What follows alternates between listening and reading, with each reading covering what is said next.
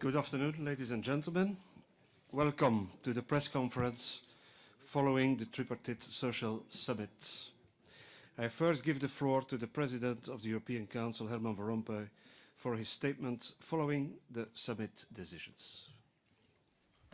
Thank you, ladies and gentlemen, dear colleagues. More than ever these days, the social dialogue plays a crucial role in our member states and at the European level. This is something I emphasized in my interim report on strengthening the economic and monetary union.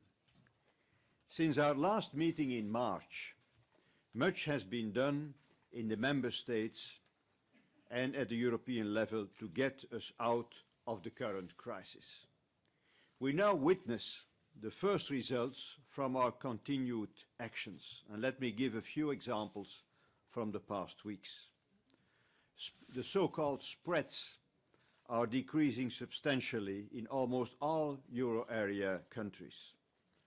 Public deficits are now lower in many countries. Competitiveness increased in Spain, in Portugal, in Ireland, among others. And export performances are now stronger than they were a few years ago.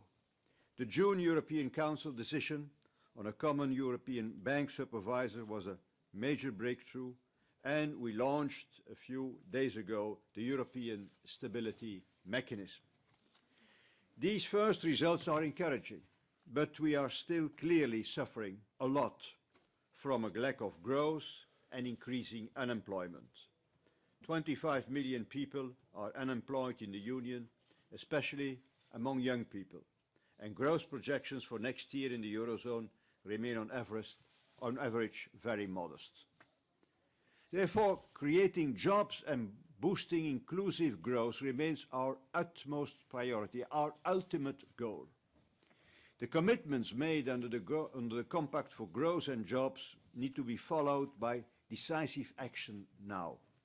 I insist on making quick progress on these actions, in particular with regard to the implementation of the 120 billion euro package, progressing on the single market issues, achieving the digital single market by 2015, quality job creation and social inclusion, promoting research and development, enhancing the competitiveness of industry, implementing the EU 2020 strategy, and harnessing the potential of international trade. All those issues are on the agenda of the European Council this afternoon and tomorrow morning.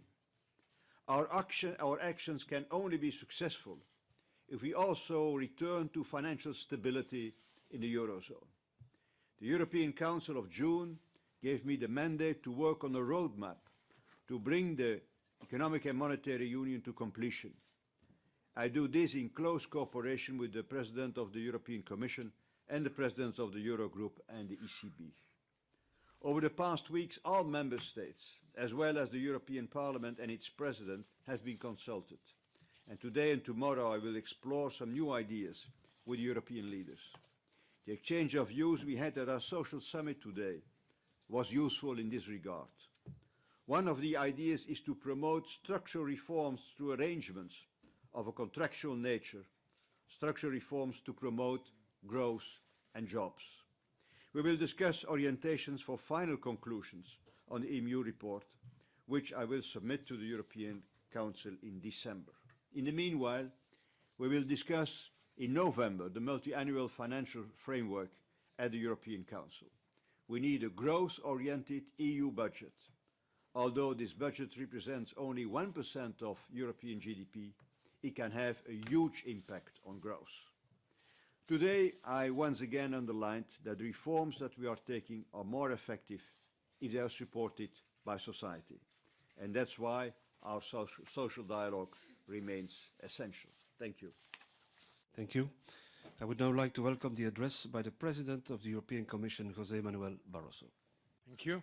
Good afternoon, ladies and gentlemen. Let me start by saying that I believe we had today a very good, open and dense exchange between the social partners and also between representatives of the European institutions. I think it's critically important at this moment to have this kind of serious, open exchanges. But let me also address a message to those in Europe that are hit hardest by the current crisis. We are perfectly aware of the very difficult situation in which many of our fellow citizens face themselves.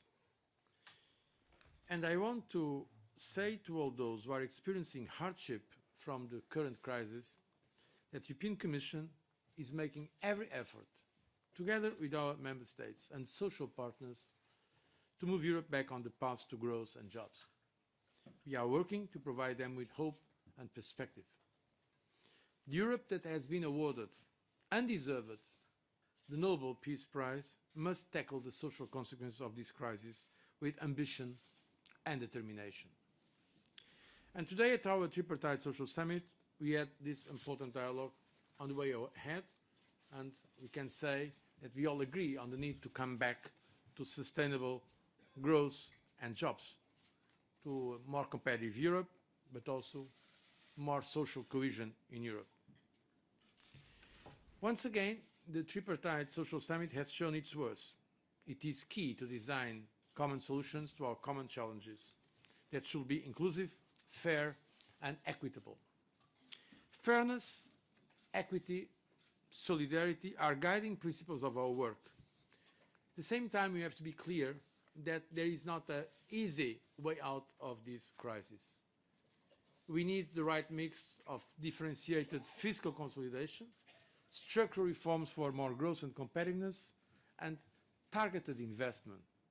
And of course, we need a comprehensive solution for the financial instability in the Eurozone.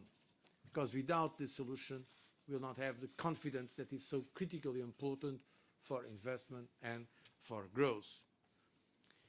Clearly, this will require increased efforts from member states to take decisive and immediate action.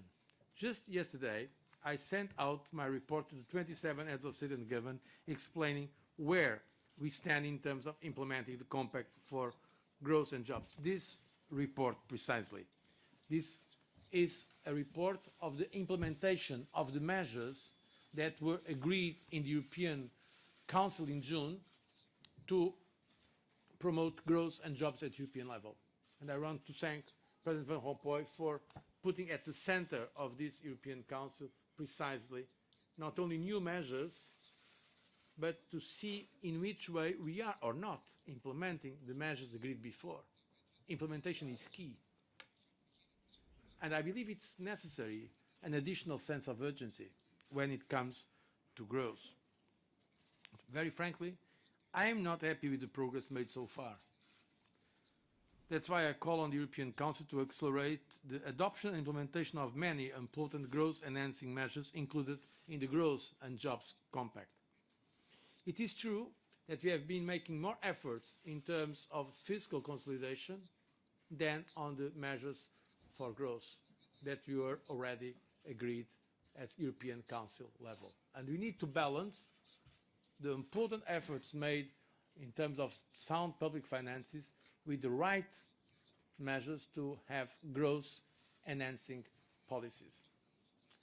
We also need to move ahead with our structural reform agenda, the country-specific recommendations that have to be implemented at national level.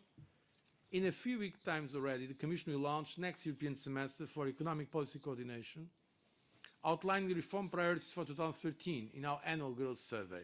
And we are associating the social partners to this exercise. Finally, target investment at European level needs to be made in areas with a high potential for growth and jobs. This is precisely the main purpose of the future European budget, 2014-2020. Unfortunately, we see little willingness on some of our governments to ensure appropriate funding for key instruments to help bolster the negative social impact of the crisis. And I want to make this clear. I believe it's very important the appropriate funding for the European Social Fund, the European Globalisation Adjustment Fund, or aid for deprived persons, for which we will present a new program next week, because there are some of our citizens in Europe that are in a very difficult and emergency situation. To conclude, today and tomorrow, EU leaders will once again have the important task to show that they are serious about their commitments and about the implementation of those commitments.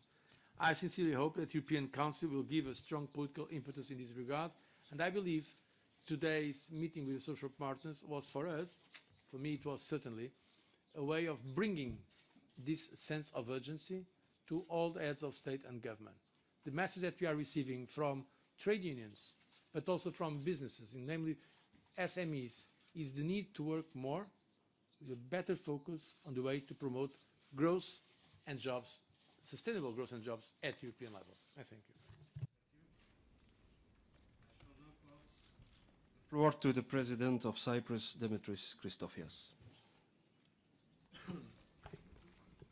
Μιλήσω στα ελληνικά και σας παρακαλώ να πάρετε τα μέτρα σας.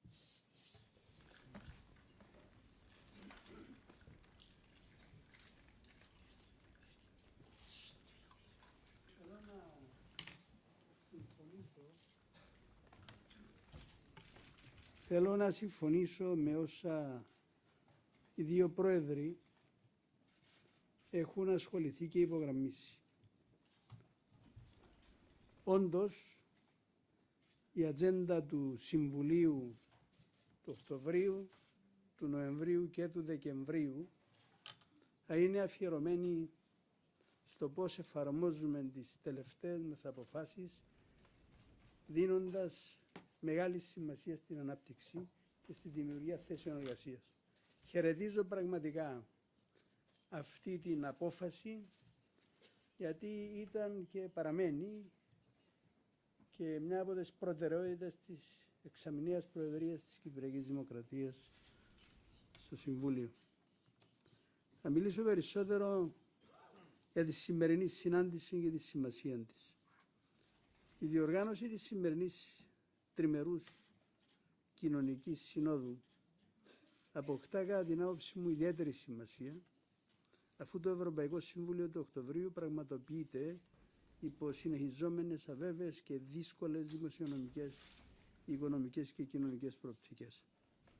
Σήμερα είχαμε ένα ιδιαίτερα επικοδομητικό κλίμα, ένα διάλογο μεταξύ των κοινωνικών εταίρων, μια ευκαιρία να ανταλλάξουμε απόψεις μεταξύ μας για τους τρόπους προώθησης της ανάπτυξης. Κοινός στόχος είναι η δημιουργία ποιοτικών θέσεων εργασίας και ταχεία εφαρμογή του Συμφώνου για την Ανάπτυξη και την Απασχόληση. Συζητήσαμε με τους κοινωνικούς εταίρους για την καθοριστική συμβολή που μπορούν να καταθέσουν για να επιτύχουμε ταχύτερα την ανάκαμψη της ευρωπαϊκής οικονομίας και να φέρουμε ξανά στην Ευρώπη την πολυσυζητημένη ανάπτυξη. Ονομαζόμαστε κοινωνικοί εταίροι. Αυτό το επιβάλλει η ίδια η ζωή. Επιχειρήσεις χωρίς εργαζόμενους δεν μπορεί να υπάρχουν, εργαζόμενοι χωρίς επιχειρήσεις επίσης δεν μπορεί να υπάρχουν. Άρα οι κοινωνικοί εταίροι είναι συνεταίροι σε μια κοινωνία. Όμως οι συνεταίροι πρέπει να είναι και συνυπευθύνοι. Και θέλω να το τονίσω αυτό. Πρέπει να αναλαμβάνεται κοινή ευθύνη και να μην είναι μονόπλευρες οι ευθύνες. Παραμένει λοιπόν ο κοινός μας στόχος η δημιουργία νέων θέσεων απασχόλησης, ιδιαίτερα για τη νέα γενιά που σήμερα βλέπει το μέλλον της με ζωφερή προοπτική. Η δική μας έγνοια είναι να ξαναδώσουμε στους νέους μας ελπίδα και προοπτική. Τα στοιχεία στην Ευρωπαϊκή Ένωση σήμερα δυστυχώς δεν παρουσιάζουν την πιο αισιόδοξη εικόνα, γιατί η κρίση έχει επηρεάσει σε μεγάλο βαθμό τους πολίτες των χωρών μας. Η οικονομική ανάκαμψη είναι ακόμη αδύναμη, με την ανεργία να παραμένει σε ψηλά επίπεδα και να αυξάνει ακόμα περισσότερο τον κίνδυνο περιθωριοποίησης και κοινωνικού αποκλεισμού των ευάλωτων ομάδων του πληθυσμού. Είναι πια κοινή διαπίστωση ότι οι αυστηρές πολιτικές λιτότητας έχουν αποδειχτεί ως ανεπαρκείς λύσεις στα προβλήματα που αντιμετωπίζουν πολλές ευρωπαϊκές οικονομίες. Η επιτυχής υλοποίηση της στρατηγικής 2020, Ευρώπη 2020 και η αποτελεσματική οικονομική ανάκαμψη προϋποθέτουν να θέσουμε στην ίδια γραμμή την οικονομική εξυγίανση με την ευημερία των πολιτών. Στο πλαίσιο αυτό Δεν υπάρχει καμιά αμφιβολία ότι ο κοινωνικός διάλογος και ο ρόλος των κοινωνικών εταίρων παραμένει ουσιαστικό στοιχείο στην επιτυχημένη διαμόρφωση και εφαρμογή ισορροπημένων πολιτικών. Εξάλλου, ο κοινωνικός διάλογος αποτελεί επιβεβαίωση των δημοκρατικών θεσμών και αξιών στις οποίες εδράζεται η Ευρωπαϊκή Ένωση. Η Κυπριακή Προεδρία του Συμβουλίου, διανύοντας ήδη το δεύτερο μισό της θητείας της, έχει θέσει εξ αρχής τις κορυφαίες προτεραιότητες της την ενδυνάμωση του ρόλου των κοινωνικών εταίρων και την εμβάθυνση του κοινωνικού διαλόγου σε ό,τι αφορά το ευρωπαϊκό γίγνεσθε. Είμαι ευτυχής διότι η σημερινή μας συνάντηση με τους κοινωνικούς εταίρους συμβάλλει ακριβώς με ουσιαστικό τρόπο σε αυτή μας την προτεραιότητα, στην υλοποίηση δηλαδή αυτής της προτεραιότητας. Θέλω να ευχηθώ ανάκαμψη το συντομότερο δυνατό, νέες θέσεις εργασίας, ανάπτυξη και επάνωδο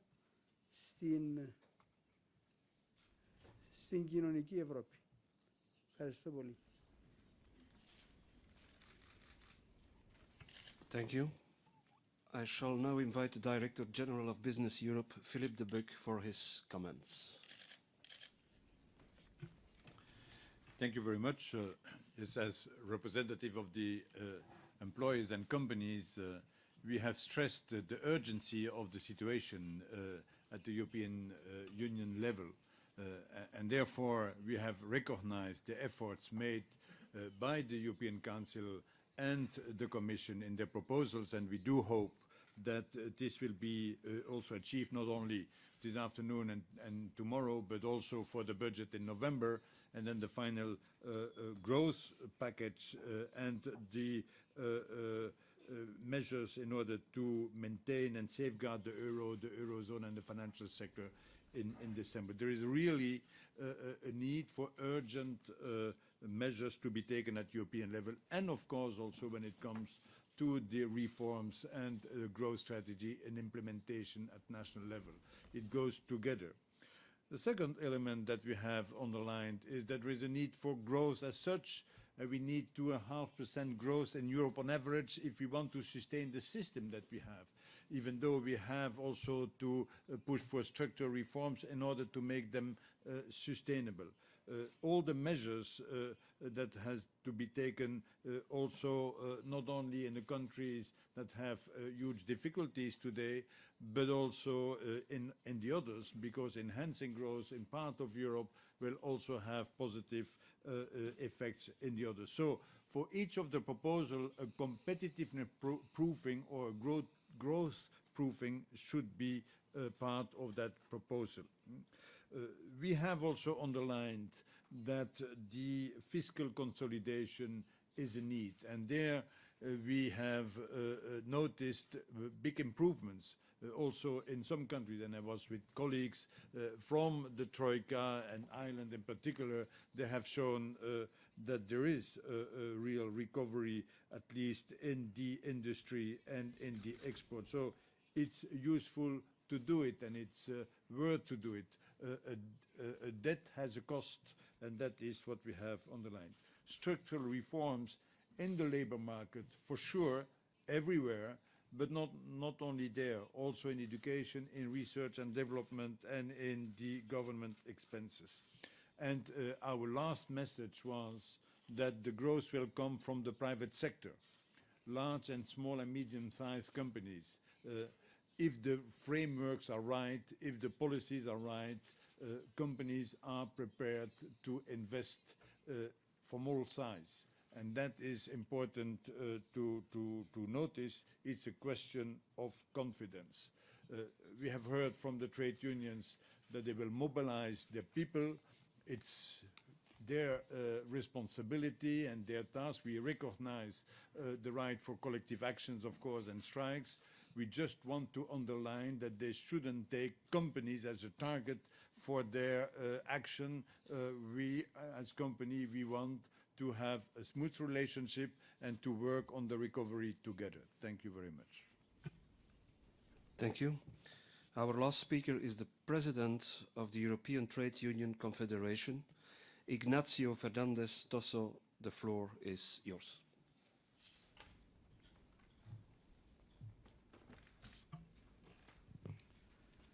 Buenas tardes. Efectivamente, hoy ha habido un debate muy interesante, también vivo, y con elementos de acuerdo, como no puede ser de otra manera, pero también donde se han resaltado claramente las diferencias que hay de apreciación sobre la situación que atraviesa la Unión Europea y de las políticas que están llevando a cabo. Esta es la grandeza del diálogo social, que es una cuestión que compartimos, la necesidad de profundizar en el mismo, que nos permite apreciar diferencias y nos da la oportunidad de ponernos de acuerdo. Espero que esta sea la senda que podamos emprender a partir de este momento, porque esta cumbre, como otras, es trascendente, o debe serlo, para el futuro de la Unión Europea. Y esto hemos querido transmitir desde la Confederación Europea de Sindicatos. Partiendo de una consideración, nosotros creemos que Europa está ante un auténtico cruce de caminos, una encrucijada, y debe decidir cuál de los caminos emprende. Creo que mejor que las palabras que yo pueda decir en cuanto a cómo percibe buena parte de la ciudadanía europea lo que está sucediendo, lo expresa la huelga general que se está llevando a cabo hoy en Grecia. Son muchas ya, pero expresan en Grecia y más allá de Grecia un malestar creciente entre los trabajadores, las trabajadoras. Lo que yo creo es una mayoría de la sociedad europea que además apunta síntomas preocupantes de desafección política, más intensas en unos países que en otros, y de desafección con respecto a la ciudadanía. Esperemos que esto no vaya más allá y que consigamos entre todos encauzar esta situación. Pero a la vista está que 2 años y medio después de iniciadas las políticas para conseguir la rápida consolidación fiscal en Europa, la austeridad no funciona.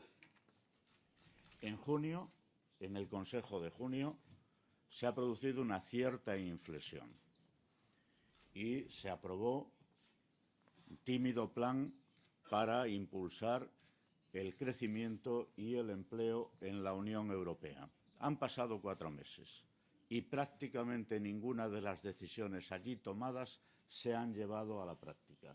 Espero, como decía el señor Van Rompuy y el señor Barroso, que la cumbre, además de servir para evaluar el nivel de cumplimiento de aquellos compromisos, sirva para darles un impulso.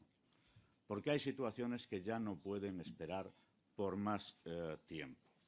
Europa necesita un auténtico plan de desarrollo, de crecimiento, favorecedor de la creación de empleo, porque hoy, 2 años y medio después de aquel Ecofin de mayo del año 2010, la situación no ha hecho más que empeorar.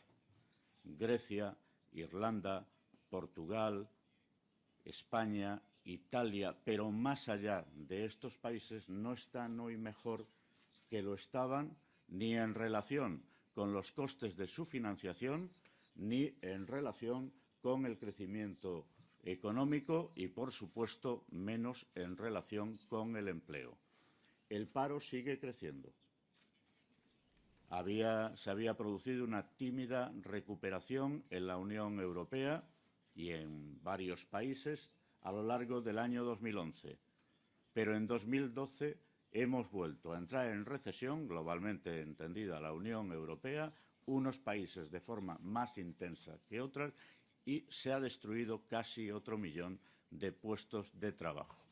Esta situación es insoportable y la política de austeridad practicada exclusivamente sobre la base de medidas de ajuste en muchos países, en particular, por ejemplo, que yo conozco más el caso de España, es un auténtico suicidio en términos económicos y tremendamente injusta en cuanto a las cargas sociales que provoca. Los repartos de los costes de la crisis no se están produciendo de forma equitativa. Hay quien padece en gran medida las consecuencias y quien, aún en estas circunstancias, sigue obteniendo importantes beneficios, provocando una distribución más desigual de la riqueza. Por eso es tan importante un golpe de timón. Europa tiene que decidir qué quiere ser a futuro. Hay quien afirma, no el señor Barroso ni el señor Rompuy, que el modelo social europeo está muerto. Pues tenemos que hacer lo posible para que esta afirmación no se confirme en la práctica, porque el modelo social es la garantía de futuro para Europa. Y es cierto lo que decía el señor Barroso a lo largo de la reunión. En Europa, los países que están resistiendo mejor la situación de la crisis son aquellos que tienen un modelo social más consolidado, es decir, aquellos países donde la presencia de lo público en la economía y en la prestación de servicios es más avanzada. La política fiscal es fundamental, lo es la consolidación, pero Europa y algunos países más que otros precisan tiempo que tiene que venir de la flexibilidad y precio razonable para que los costes de la deuda no se coman las posibilidades de desarrollo económico y de generación de empleo. Hay que activar los cortafuegos. Esto se lleva diciendo desde hace mucho tiempo. El Banco Central Europeo no puede seguir solo vigilando la inflación. Algunos países, por cierto, deberían hacer políticas que motivasen el crecimiento a través del consumo y de otros elementos de desarrollo económico, provocando un cierto crecimiento de la inflación, porque hay margen, porque la austeridad al mismo tiempo en todos los países de la Unión Europea es demoledora en términos económicos. No se puede, por más tiempo, seguir produciendo un incremento del paro que afecta y de forma mucho más importante a la franja más joven de la población europea, asistir de forma impasible al deterioro de nuestro modelo social y creer que todo se va a solucionar como por arte de magia en muy poco tiempo. No. El año 2013 amenaza con ser un año tan duro como el 2012 en términos económicos y sociales.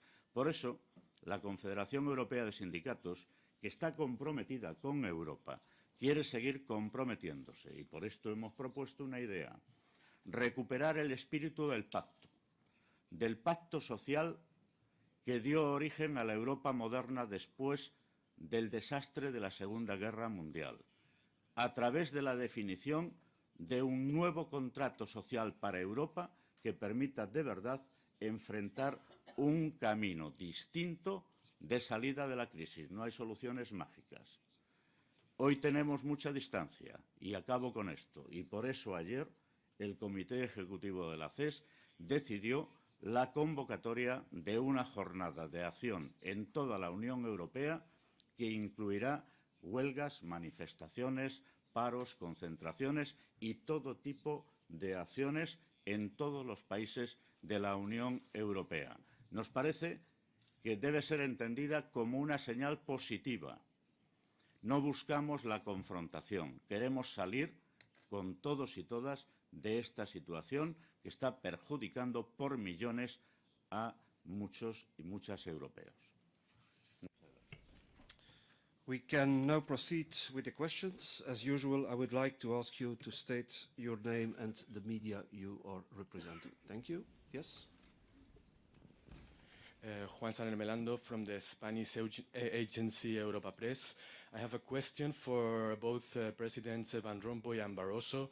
Do you think it would be positive and helpful for the recovery of the Eurozone as a whole and for the return to growth and jobs if Spain requested aid of the ESM to activate the intervention of the ECB? Thank you. It's to Spain to make up its mind. They can take a decision but we will respect their decision. Complementing what President Van Rompuy just said, I just want to add the following. The euro area has at its disposal a full toolbox for short-term market stabilization. We have the ESM, which was inaugurated last week, and the ECB has announced it will undertake outright monetary transactions under the appropriate conditions. No request has been received from Spain for financial assistance beyond the program now being implemented in terms of bank recapitalization, and it is going on track. In fact, the first quarterly review of that financial sector program got underway on the 15th of October. The European Commission stands ready to act in case there is a request, but as the President of the European Council said, it's completely up to the Spanish authorities to take that decision. Thank you. Yes, sir. Bert Lauwers, Belgian Radio. I have a question for President Barroso. President, you said that some countries are not doing enough to stimulate growth and jobs. Who are those countries? I was not speaking on specific countries. I was speaking in terms of this report I will now discuss together with the other members of the European Council. We have adopted collectively in June in the European Council very important measures. But the reality is that some of them have not yet been implemented. Measures that have been agreed, from the deepening of the single market to the recapitalization or increasing lending capacity of the European Investment Bank, to the implementation of project bonds, to redirection with the cooperation of our national governments of structural funds. They are detailed here, and this document is available for you. And I believe that there is not all over Europe the same sense of urgency. Some countries are feeling the urgency precisely because of the acute social crisis. Others have not the same perception. So our appeal today in the European Council is that we deliver on our commitments. These commitments are important, so-called growth for compact and jobs. But it is also important to have, as soon as possible, a comprehensive solution for the issue of financial instability in the euro area.